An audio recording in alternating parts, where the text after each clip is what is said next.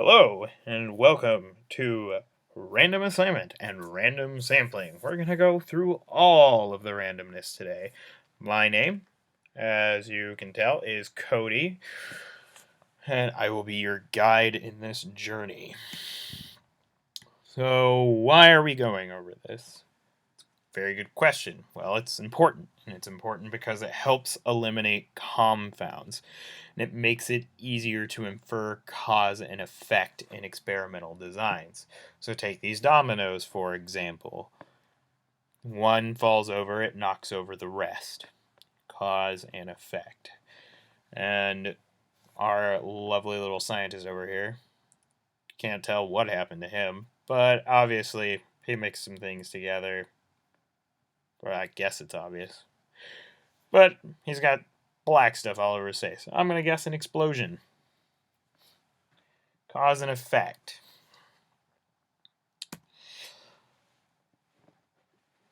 Alright, but first we need to review. We will start with variables. Characteristics that can differ or change. As stated before, the basic experimental design is going to consist of independent and dependent variables. An independent variable is the presumed cause in an experimental study and is the variable that is manipulated by the experimenter. The dependent variable is the presumed effect, what we're hoping to cause with our cause. So the dependent variable is dependent on the independent variable. As I have mentioned in the previous video, this is not a complete list, which is why we are reviewing these variables so we can talk about some others. Really, just one. And that is confounding variables. A definition of the confounding variable is a factor that co-varies with the independent variable in a way that we can no longer determine which one has caused the changes in the dependent variable. And you're probably thinking, what did he just say? Well, luckily I have this little thing here. Basically, it interferes and makes it so you do not know what caused what. Basically, you don't know what caused the dependent variable. Now, a lot of times, you don't always know this happens. You complete a study and you might infer some sort of cause, but really what you are inferring didn't actually occur because some other variable out there was interfering, and that's your confounding variable. So, an example. Now, this is not to imply anything or make anyone mad. In fact, I believe that females are typically better drivers, which is why my insurance is so dang high and my significant others is really freaking low. Anyway, we have the same format I presented in the previous video, with the research question, the hypothesis, the null, and the variable studied. Our research question is going to be, do female drivers drive better than male drivers? The hypothesis that I have used, and again, please do not take offense, is that male drivers will perform better in a driver's course when compared to females. The null hypothesis is that no difference will occur. Our variables that are being studied are gender and the score on the driver's test. There are a number of potential confounds that could be present, but we are going to look at just one for fun. We'll get to that in a minute. First, I will have a lovely chart that I pulled from my favorite search engine. And here it is. It is a chart that hopefully kind of gives you a visual aspect of what's going on with confounding variables. This problem is also typically referred to as the third variable problem. As you can see from the chart, you have your independent variable having its effect on the outcome as perceived, but in reality we have this third unaccounted for variable that is having an effect on the dependent variable as well.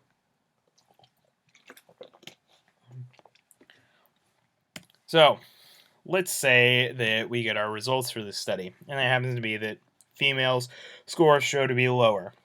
Now bear with me.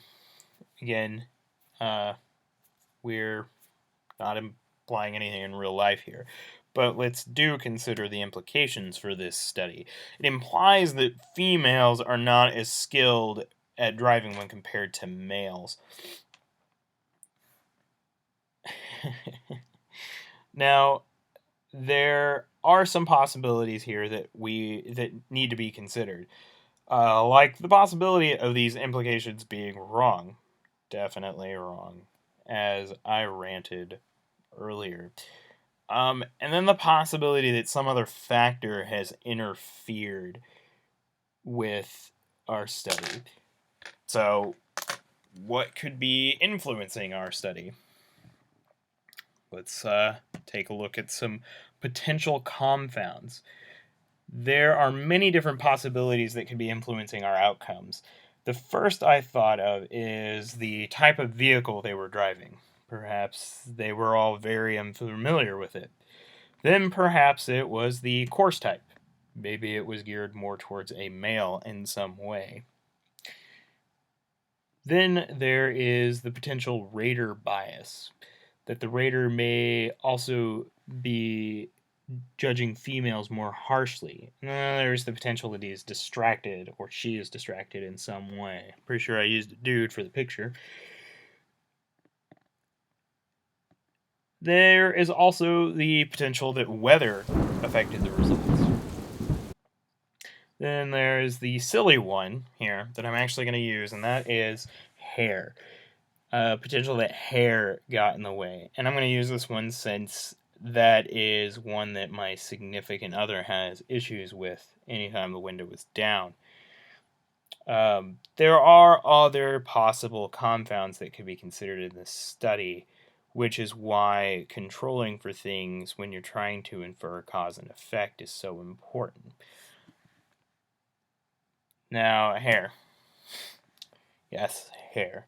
Just for fun, let's say that the hair is the issue here. But we do not initially know this. So there are a couple of assumptions for this to be the cause for the moment, anyway. We assume that all the females in the study have long hair and none of the males do. But if this is the case and such, how do we take care of such a confound? Well, this has to be addressed before you do the experiment. And this is where random sampling comes in handy. Now, there is a chance here that if we were to randomly sample the population, that we would still end up with no males with long hair and all females with long hair. But the idea is that this method reduces the chances of that. There's math reasons, probability being the biggest. Now you might be asking, like, what exactly is random sampling? Or you might have some familiarity and you're watching this because you want to understand the differences between random sampling and random assignment. Well, let's just say this is an awesome tool. And we'll go from there. The textbook definition of this tool is a procedure in which each member of the population has an equal probability of being selected into a sample chosen to participate in a study. So again, basically, it is used to determine who will be used in a study, and it hopes to bring in a sample that is representative of the population that you are looking at. Population, of course, refers to the general population of people that includes everyone, or perhaps you might be looking at a specific population like Midwesterners. Happen to be in that population myself. And we can be quite varied in the aspect of hair. Trust me. So let's apply this to our example, like we will do so many times in this video. we randomly sample from the population.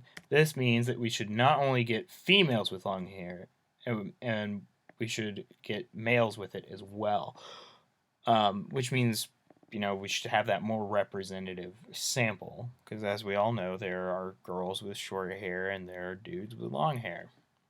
I also use dude interchangeably. Hopefully that doesn't get confusing. So males with long hair and females with short hair. And the way we fix this is through random sampling. This helps eliminate this confound. There is a bunch more that kind of goes into this, but we're just looking at basic concepts here in these videos. What this means, we should now be able to better tell what the cause is, and that is the hair. So we're trying to eliminate this confound. It'd be pretty easy to eliminate this confound in the experiment by just rolling up that window. I don't know how many of you are familiar with the hand crank of windows, but it wasn't too long ago that I had a car that had one.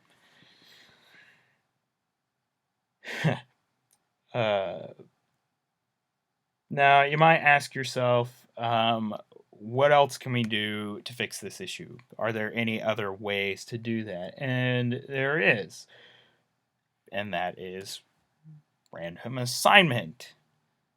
Now, you might be starting to get a little confused here with all these randoms. It's really only two. Just relax. Now, we're going to go over the differences between the two later in the presentation, but for now, we're going to change our focus from random sampling to random assignment, and we'll work on some examples as well, of course. Random assignment is a procedure in which each participant has an equal chance of being assigned to any of the conditions in the experiment. Basically, you have your pool of participants, and they are randomly placed in one of the groups that you have created for your experiment. Now, we might want to go ahead and try this in our experiment, but we can't because our current independent variable won't allow us to, since our current independent variable is a variable that is just an assumed inherent trait of male and female. You can't randomly place people in those groups. If you even had the possibility of doing it, it's not, I would say that that's probably not even ethical. So we're going to tweak this experiment just a bit. So we're going to change it just a bit here. We're going to change the independent variable to window status. So let's get rid of that there, and independent variable window status open versus closed window. And then our dependent variable will still be the score on the driver's course test. Now, what we will do is we will take our sample and we will randomly place each person into one of the two groups. By doing this, we will hopefully be able to see if having the window open has an effect on driving skill. I don't know if this would produce any feasible results, but the idea is to show basic ways to eliminate confounds. If you want more assurance that you were measuring what you wanted to, then you would have to control for a lot more than just someone's hair. You could easily start with a list of confounds that I had earlier. Experiments require a lot more thought. This is just to focus on differences between random assignment and random sampling. So let's move on. You might notice from the definitions that these are a little similar. The concepts are kind of similar. And you might want to say, like, that you're a little confused. They seem almost interchangeable, almost. We're going to focus on those a little bit. It's just fine to be confused. They are similar. They operate off of the same principles of probability, which is the idea behind them, so that they help eliminate confounds. Okay, so we've got a nice little chart here. Not so much a chart, not even a Venn diagram, but we have our random assignment and our random sampling. Random assignment is designed to work specifically with the experimental condition to randomize the sample.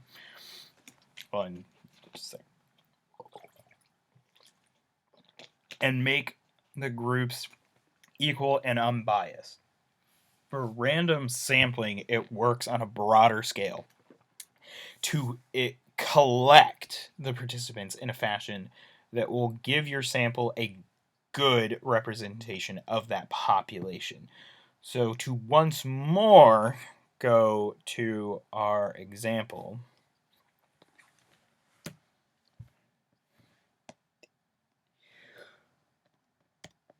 We're going to up the creep factor a little bit by using people with no faces. I mean, I suppose the long-haired person has a face. You just can't really tell because it's covered in hair. So let's start with random sampling. This is our population, and we need a good representation of this population.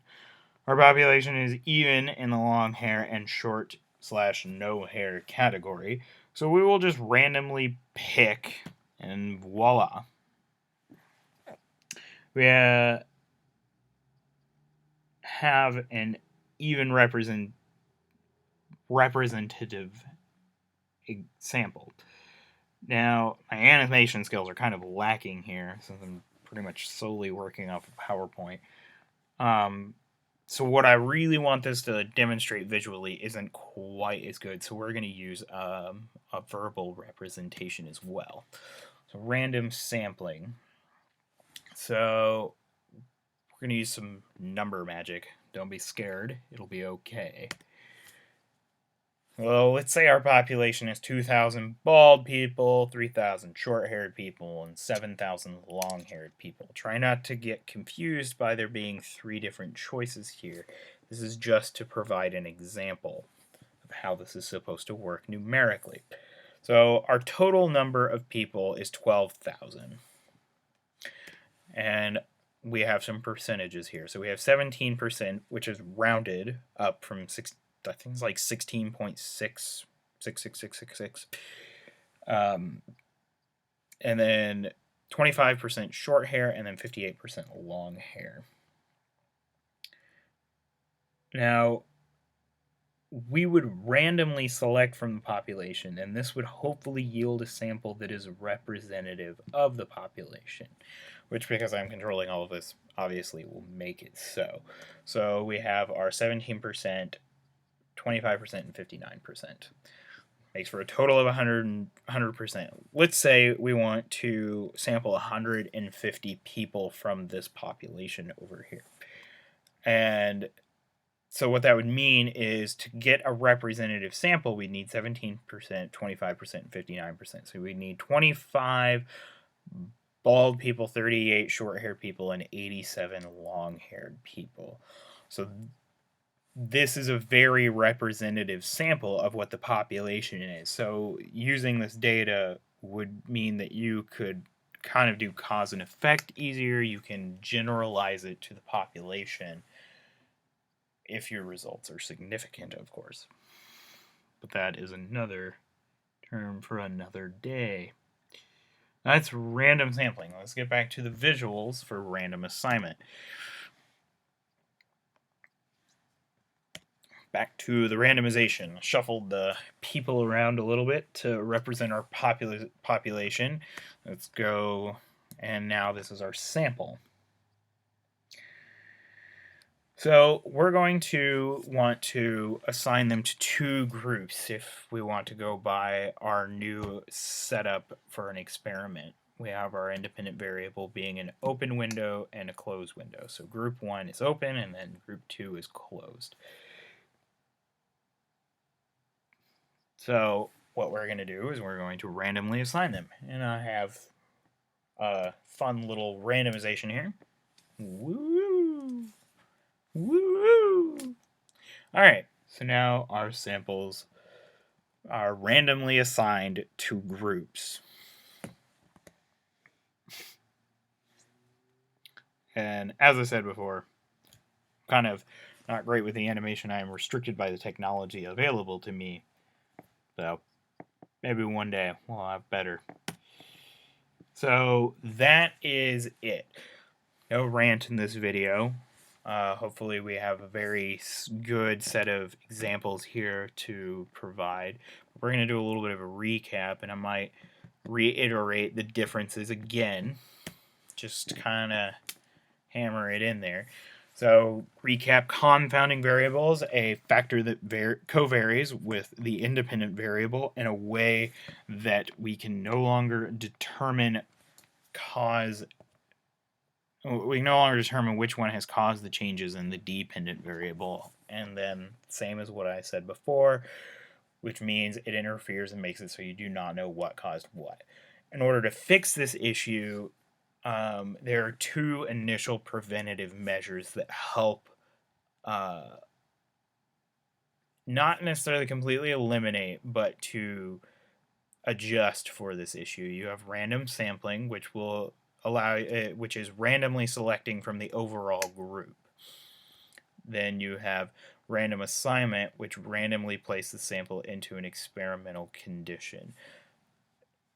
And the idea behind all of this is so that everyone has an equal chance of being selected, and then from that selection everyone has, so that's random sampling, everyone has an equal chance in the population of being selected.